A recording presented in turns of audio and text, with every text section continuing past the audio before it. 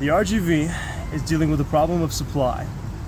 Citizens in the lower income bracket are being exposed to cheap, unhealthy food that in turn causes a list of health problems, such as obesity and high blood pressure. The source? Franchises. Because of the massive infrastructure that franchises provide, local business owners that run these clones of industry pump low nutrient food at extremely competitive prices into the impoverished mouths of the RGV. Coupled with a lack of knowledge on nutrition, most individuals in lower income brackets will choose cheap, low nutrient food from massive franchises over locally sourced food from RGV businesses. This in turn lowers both the growth of the RGV business sector and the local economy in general.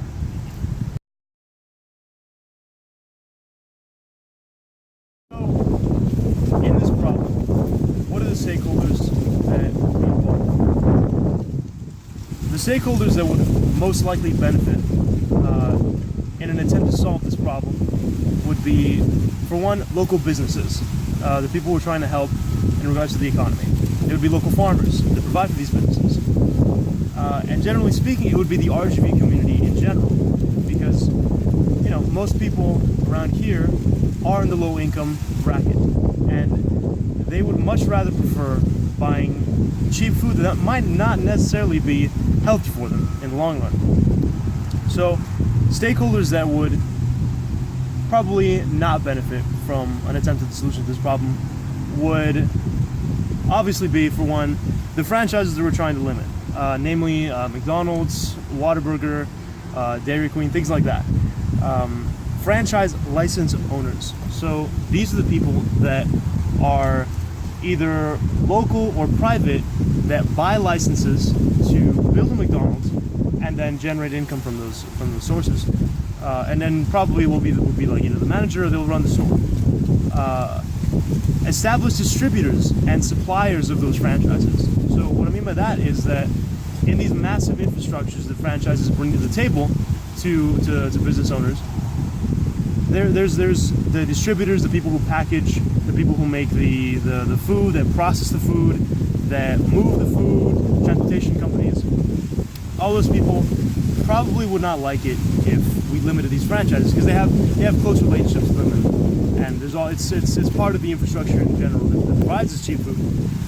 And as a concession, there might be some RGV individuals that might not necessarily like us limiting their favorite franchises. People who are loyal customers of McDonald's, Whataburger, things like that. Those are the stakeholders that would be involved in this problem.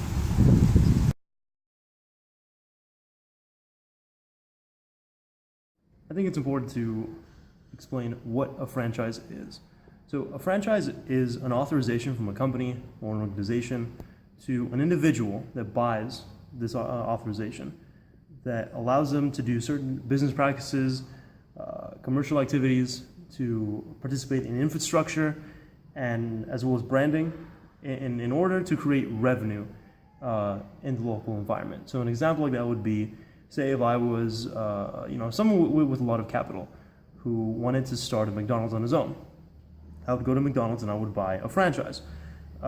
This would allow me to use the branding, to build a store that has McDonald's name, McDonald's logos, and create a storefront that I could hire individuals and from there create revenue by selling McDonald's products.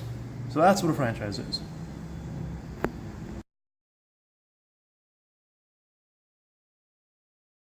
So what is our solution? What are the system of rules that we will use to try to solve our problem? So the first rule that we're going to state in order to deal with these franchises polluting the economy and polluting our health quality is going to be, firstly, that we limit the amount of food that comes from outside sources. So at least 60% of the food needs to come from local sources, farmers, growers, what have you. Exceptions to this will, of course, have to be fish and any product from the sea. Secondly, the franchise buyer must be a local resident of the RGV. The reason for that is that we don't want anyone coming, from, say, under the state who just puts money in and purchases managers and starts a McDonald's here or a Whataburger, what have you, and then have that revenue come out of the local environment into that other state. Thirdly, food must be sufficiently nutritious as to promote the overall well-being of the RGV community if it's going to be sold here. So there's going to be systems in place that will check the food and make sure it's nutritious. Fourthly, and this is an important one, is our system will limit the price of food so that it doesn't compete with local businesses already in place.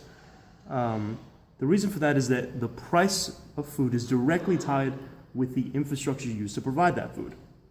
So if we limit the food, or if we limit the price, then we're going to limit the franchises that have those huge infrastructures to provide this cheap food. The fifth rule that we'll use in our technology is that workers cannot be paid at the federal minimum wage. They must be paid at least $9 an hour.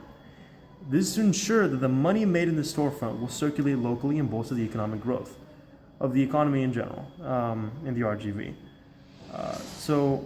What that's for is in layman's terms, just have more money flowing into the local economy and have more money for people to spend on things and, the Plaza Mall or stuff like that. The sixth rule is pretty simple. It's that the percentage of sales that the franchise company makes from the revenue of the storefront be limited, or rather lowered by 1%, at least 1%. And those are the system of rules, generally speaking, that we're going to use to try to fix the wicked problem that I've stated.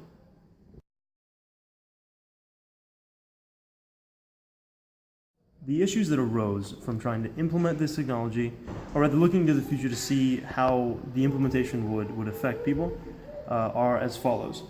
So, just right off the get-go, corporate franchises would naturally lobby against this sort of legislation, stating that because local individuals are creating revenue from these franchise stores, this in turn will actually help the economy, as things already stand.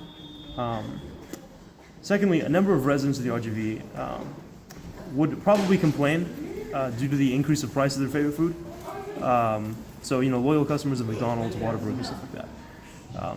Thirdly, local business owners who have already invested franchise licenses, or rather have already bought them, they would probably complain that because they've already put the capital investment into building these stores, so they're in the process of actually creating a McDonald's or a Whataburger. They would probably complain and actually probably lose out on a lot of revenue for themselves and for the local economy. So things are getting pretty complicated pretty quickly.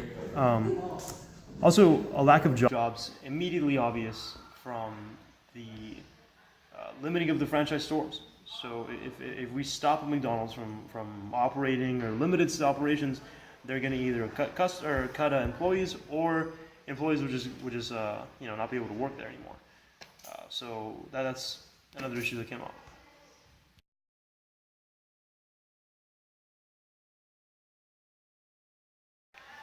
However, it wasn't all bad.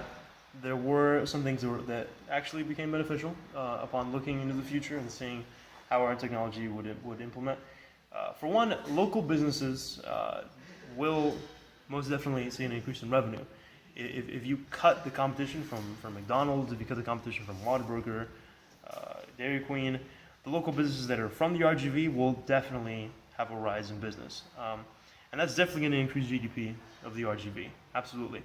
Another one is that it's slightly more dubious, but obesity and diabetes will probably see some reduction in cases slightly.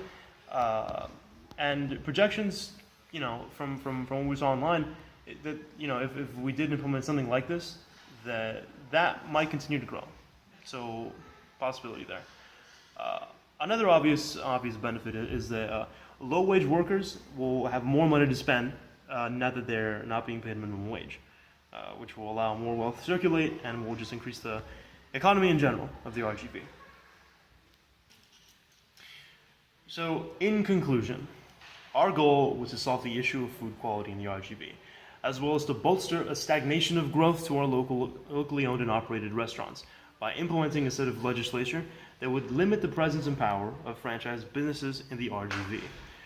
Due to the sweeping nature of our system of rules, however, many parties would not agree with how we intend to approach this. Lobbying, complaints, and economic realities presented real issues to our technology success. Even some RGV residents, who were the reason this technology would be put in place, would not agree with our system due to the rise of prices at their favorite fast food. Therefore, a solution to our problem ultimately cannot be met effectively, as is the nature of all wicked problems. Complications have arisen.